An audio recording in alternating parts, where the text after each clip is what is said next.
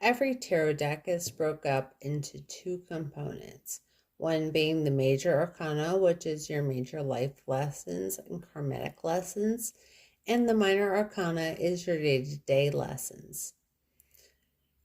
In this tutorial, I'll be using the Rider-Waite-Smith deck, which is the basic deck of the tarot, and once you learn these cards, you can pretty much transfer this information onto any other deck of cards that you may have.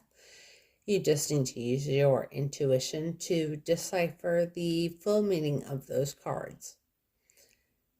The suit of wands is the element of fire, which is Aries, Leo, and Sagittarius. The Ace of Wands is the beginning of something new and creative. It is a new passion. It could be a spark of excitement.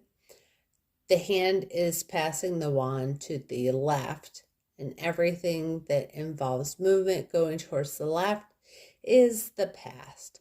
So this is past experiences creating something new in your life that is creative.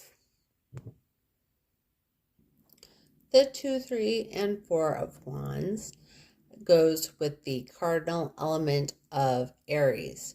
Cardinal means that it is the beginning of that zodiac sign, and it's the beginning of spring for Aries. In this card, we see someone that is looking towards the left, and they're watching a ship come in across the water. So they see the future unfolding. They're still kind of reflecting on their past, and they don't really know exactly where they're going, but they know that something good is coming towards them. The 3 of Wands is a card of pause. As you see, this person has its back turned towards the querent, and they're looking off to the right. So they are looking towards the future, which is right, and they're just reflecting and reviewing that is coming in, but they're not making any movement. 4s are all about foundation, and the 4 of Wands is a card that usually means marriage. It is two people that are coming together and they're forming a foundation. Sometimes people look at this card as 1111 because of how the wands are laid out. And so that is a card of, which is also a meaning of synchronicities. 5, 6, and 7 are associated with Leo, which is a fixed sign. Fixed signs just mean that they are confident and independent and a little bit on the stubborn side. 5s indicate challenges and conflicts, and in this card we see that there are 5 individuals that all have their own ideas and their kind of stick-to-itness, and they're battling it out over supremacy to see who is right and who is wrong. Wands are not sharp, they're just basically sticks. So in this case, it is kind of more on the playful side. Nobody's really getting hurt. This card can also be a meaning of collaboration because a whole lot of ideas coming together, you're battling it out, and usually those ideas meld together and form something good.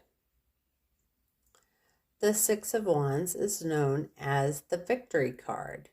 You see that this person is riding off towards the right. So this person is riding into the future, and they're very bold and confident, and they're sitting on the horse with this kind of an air. Their wand is upright, so they know that they are victorious. And you see that the others are just kind of standing around. In the 7 of Swords, you see that this person is staring directly at the querent, and they have their wand in a very defensive way. This is someone that is defending their position and standing up for themselves.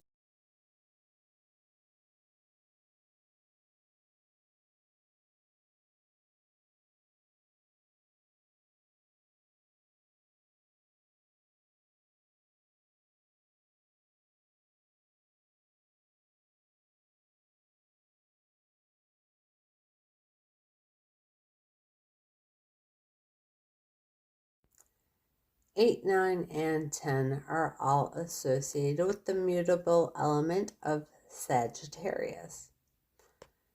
Immutable means going along with the flow. It can mean adaptability. And the 8 of Wands, all of those wands are going swiftly towards the right, which means they're going towards the future. And they are messages of something good happening in the future. And usually this is some kind of creative pursuit. The 9 of Wands is about resilience. You see that this person is looking off to the left. So they are reviewing the past. They are expecting anything to come towards them so they can fight it off. You see that he has a bandage around his head, and that basically shows that he is still standing even though he is wounded. So things are coming towards him, and he's afraid of the future, but he's standing firm in the future, and he's persevering through it all.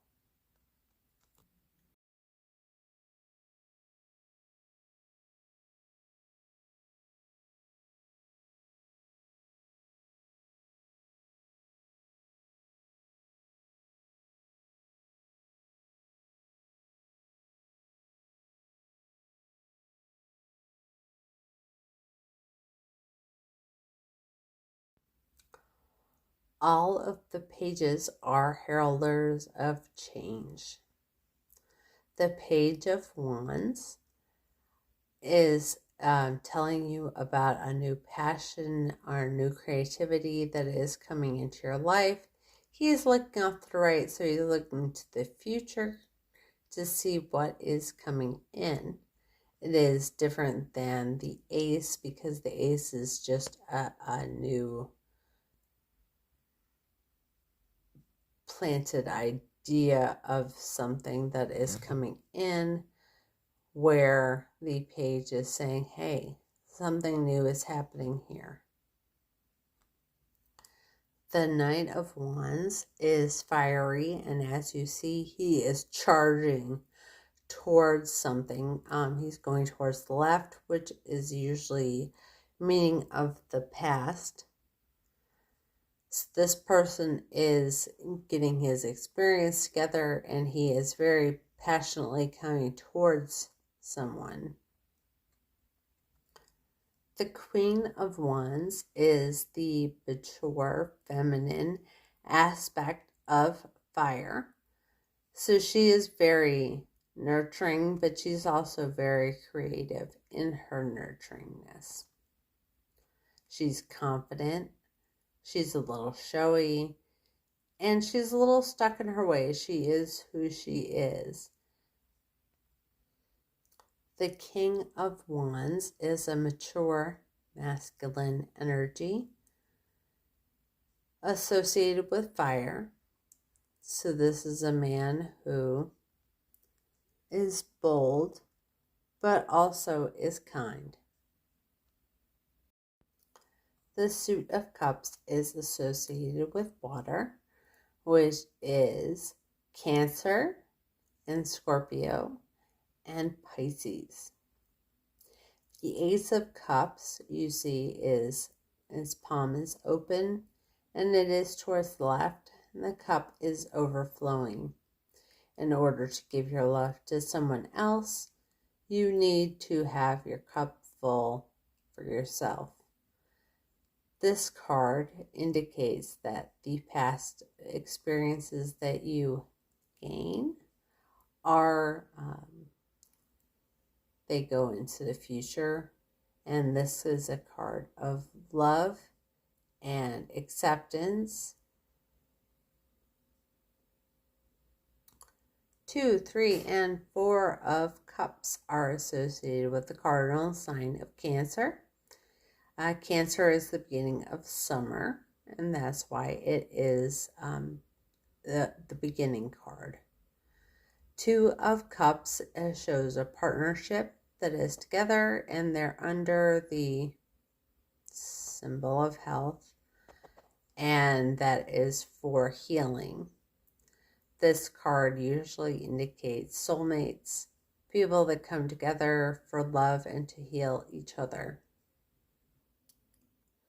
3s are all about communication. And as we see in this card, there are 3 women who are dancing around and they are celebrating together.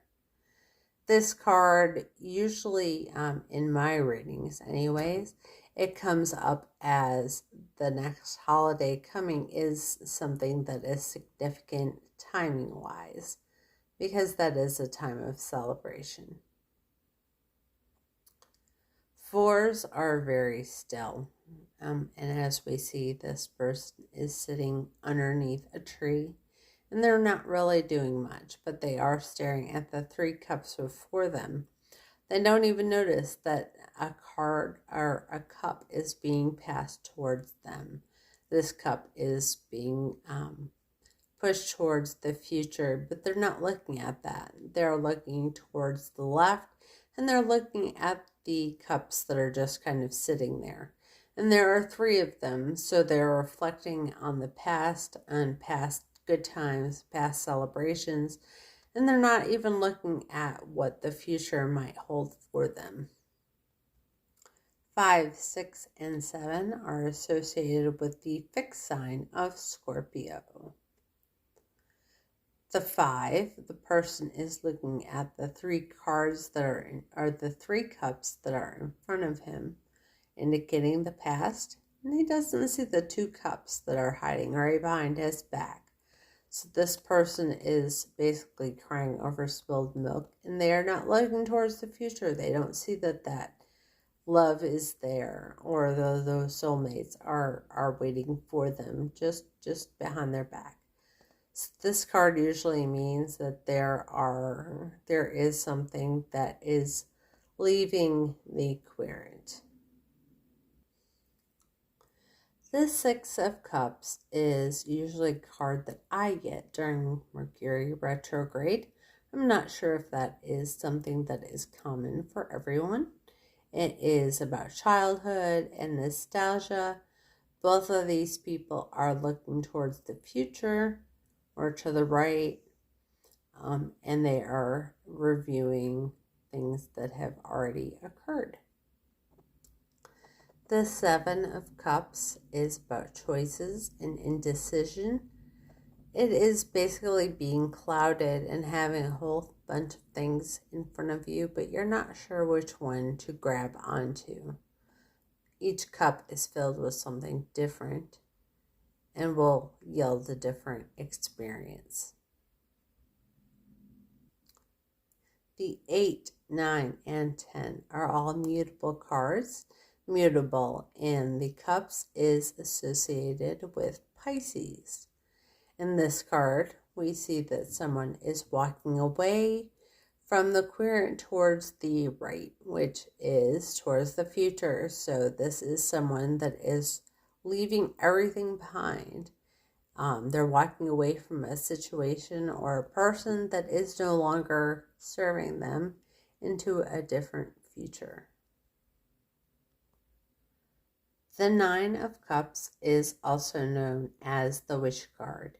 And as you see, this person has their arms folded in front of them, which means that they're blocking something out. So sometimes when you wish for something, you're not seeing the full picture. So be careful what you wish for. Definitely be specific. Sometimes this is an overabundance of things, so it can mean that you're drinking too much or using substances too much. But it can also be wishes and wish fulfillment. The 10 of Cups is the Happy Family card. It means that everyone they're emotionally fulfilled, and it's just basically accumulation of all of the emotions. The Page of Cups is the beginning of love. It can mean like puppy dog love or, a fleeting romance. It can also indicate children. All pages can indicate children. There is some change coming in, which has to do with emotions, or yes, a change dealing with emotions or love. Knights are about movement, and this is an offer of love. I often think of the Knight of Cups as being a Sir Lancelot kind of energy. The Queen of Cups is, I would say, the most like the Empress of all of the suits, and that is just meaning that she's very nurturing and very loving. Her home is warm. She is self-assured. She's going to make you a dinner plate if you come to her house, and she's just going to take care of you. The King of Cups, he is looking off to the right, so he is very reflective. There's a lot of subconscious influence with him, and he definitely seeks a higher purpose. The Suit of Swords deals with air. Those are things that are about mind and intelligence. The Ace of Swords, it can cut both ways. So it is due ideas, and they can be good, they can be bad. There is a duality in those thoughts and feelings. It is truth. 2, 3, and 4 are associated with Libra. And as you know, Libra is the symbol of the scales. So this person is sitting on a stool or on a bench, and she's got a blindfold over her eyes. So she can't really see what is going on, and she's balancing 2 swords. Above her is the moon, but you see the sun is rising on the horizon. So this is someone that doesn't really see what's going on. However, they're trying to think about the possibilities for the future. The 3 of Swords is one of the very few cards that does not feature a person on it. The 3 of Swords is about heartache and suffering, but this is only temporary. 4s are all about stillness. This person is laying down and they're looking up. There's 3 swords that are facing them, and there's 1 sword that they're laying under. So this person has had some heartache that is coming towards them. They see the truth and they're just being still and thinking about it. This card can mean release, it can rest, and it can also mean incarceration. The 5, 6, and 7 are all associated with the fixed element of Aquarius, or the fixed zodiac of Aquarius. Aquariuses are a little eccentric and a little different. The 5s are challenges and conflict, and as you see, this person is standing there in their rightness, and they're holding 2 swords, and all of the other swords are on the ground, and he's picking them up. The 2 other people are walking away from him. So this card means that you're right, but really, is it worth the cost? Because everyone else is leaving you. In the 6 of Swords, we see that this boat is going towards calmer, safer waters. As you can see that there is some movement in the water over here in the past, and they're going towards the right, which is the future. So this is sailing towards smoother seas. It can also mean travel. The 7 of Swords is about sneakiness. It can be gossip. It can be self-sabotage. As you see, the person on this card is tiptoeing away from the future and back into the past, but they're looking towards the future. And they have 5 swords in their hand. There are 2 more swords that they can pick up. They're not really sure if they want to do that yet, and so they are sneaking away. 8, 9, and 10 are associated with Gemini. Gemini is the sign of the twins, so it is good and bad. So the 8 of Swords, there is a woman who is blindfolded and she's tied up, and she's basically in a small prison of swords. So this is when you feel like you're trapped, but you can very easily get out of your bondage and take your blindfold off, but you're feeling kind of stuck. The 9 of Swords is a feeling of anxiety, something that wakes you up in the middle of the night and you don't really know what to do about it, but it is all in your mind. The 10 of Swords is the end, and it is like a situation that has been going on for a while and it just needs to be done. And this is the final ending to it. As you see, the sun is coming up because there is that yellowness coming in over the water and there is darkness on the top. So even though things are ending, there is a brighter future on the horizon. The Page of Swords is heralding in some new thoughts. I often get this card showing up as road rage or, bluntness, speaking without thinking first.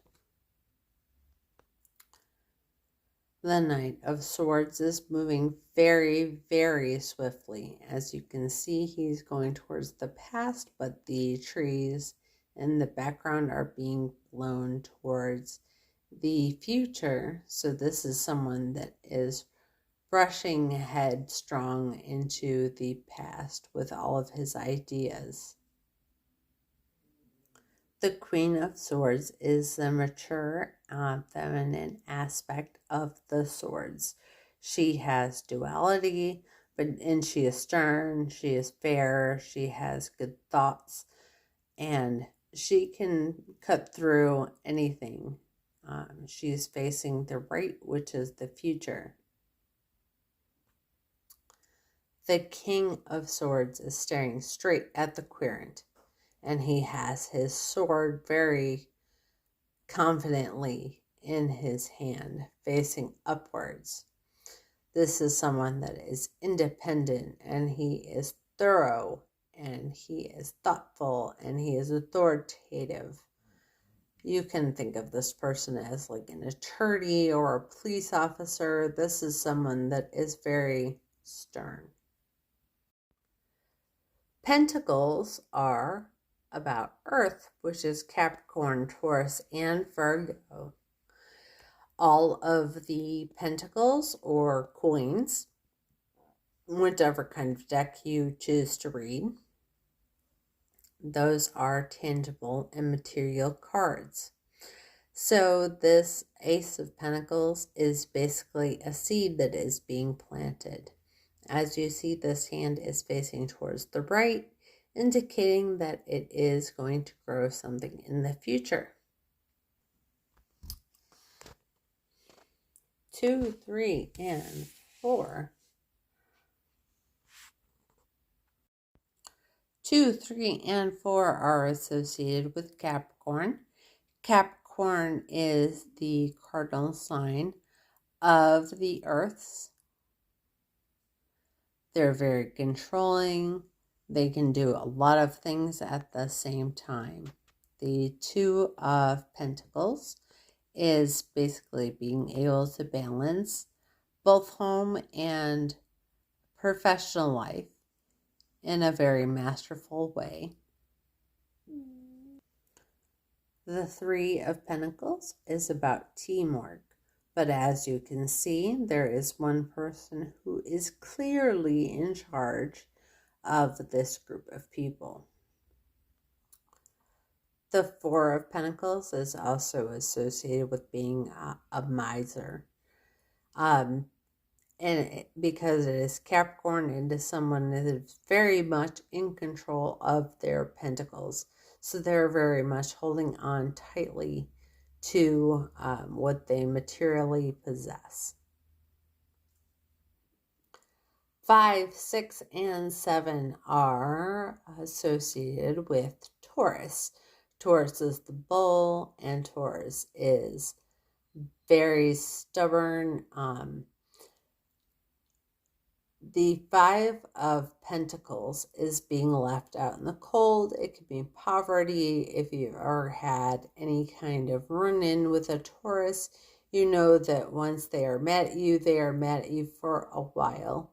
And that is what it is. So they are going to shut you off completely. The 6 of Pentacles is what I call the card of reciprocity. But it is basically one person who is feeding 2 homeless people or 2 poorer people. So this is being charitable and giving. The 7 of Pentacles is basically watching the grass grow. So it is a time of harvest. You see that things are growing, but they're not going as fast as you would like them to. And so basically you're just standing around and staring at them. 8, 9, and 10 are the cards of Virgo. The 8 of Pentacles is an entrepreneur. This is someone who wants to perfect their craft. And as you see, this person is just creating pentacle after pentacle after pentacle, and they're trying to make sure that all of them are exactly alike. The 8 of Pentacles is definitely a card of working and working hard.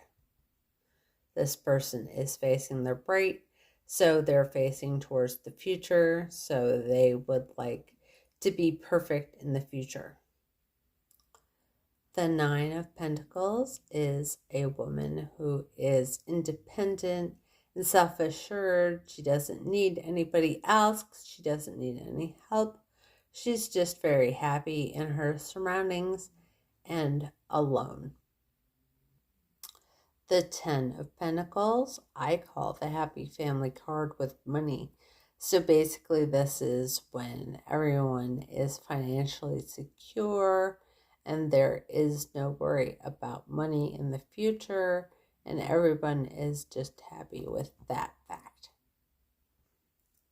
The Page of Pentacles is going towards the future or the right, and as you see, he is heralding something about change. This is not like the new seed that is planted. This is that the change is coming. The Knight of Pentacles is not moving at all. And as you know, knights are about movement. So this is a very, very slow moving knight. He is thinking through things very thoughtfully and conscientiously before he goes forward. He is not charging. He's going into the present, but he's going very slowly. The Queen of Pentacles is a very mature, feminine person. And as you see, she is looking down at her pentacles, so she is reflecting on that. She's very practical. She can give you very good advice. She's very loving, but in a very matter-of-fact way.